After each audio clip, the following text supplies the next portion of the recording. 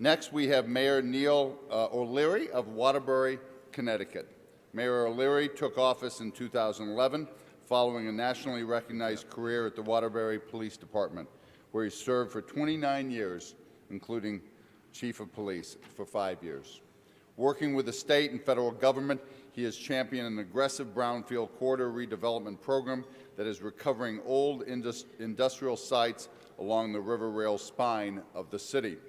The site of the alternative transportation riverfront greenway presently is in design. A former Board of Education commissioner, Mayor O'Leary is also a proud leader in education and training for careers in advanced manufacturing. In August, the doors will open to the new Waterbury Career Academy High School, a project Mayor O'Leary spearheaded. This intra-district high school will host 4 career strands, one of them advanced manufacturing.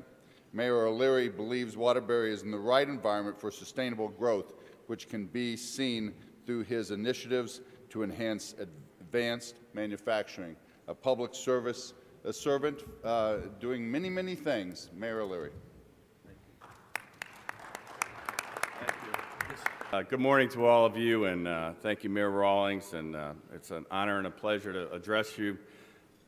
I come from Waterbury, Connecticut, as Mayor Rawlings said, which is a city known for its brass industry. We used to be called the brass capital of the world. During the 50s and 60s, we made more brass products than any other city in the country.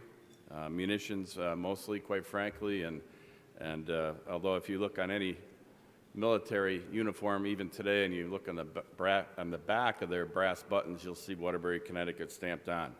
The problem is, in Waterbury, Connecticut, like many, many other cities, especially in the Northeast, you know, the brass industry and metal industries changed so much, our city really declined in the 70s, 80s, and 90s, and we're trying to redefine ourselves. But manufacturing is still the backbone of the city of Waterbury, the state of Connecticut, and the Northeast Corridor. And manufacturing has had a problem, especially in Waterbury, since the median age of a factory worker is 58 years old. 58 years old. Our challenge is to educate our young folks and give them the skills and make manufacturing sexy so that they'll think about that career path. In the world we live in today, manufacturing is as vibrant as it ever could be, although we can't seem to get that message across. Mayor Doyle and his efforts are trying so hard, as I am, to make sure that our young people understand what manufacturing means to this country. We decided long ago education is the key to bringing these young people into the world of manufacturing. So what we did a long time ago in Waterbury is we created a concept called College Connections, and where we have our young people in our high schools go into our manufacturing facilities and into our education, our higher education facilities, and learning the trade of manufacturing, advanced manufacturing, or, quite frankly, old-style manufacturing, which is what we're more accustomed to in Connecticut and Lansing, Michigan, and all over the Northeast.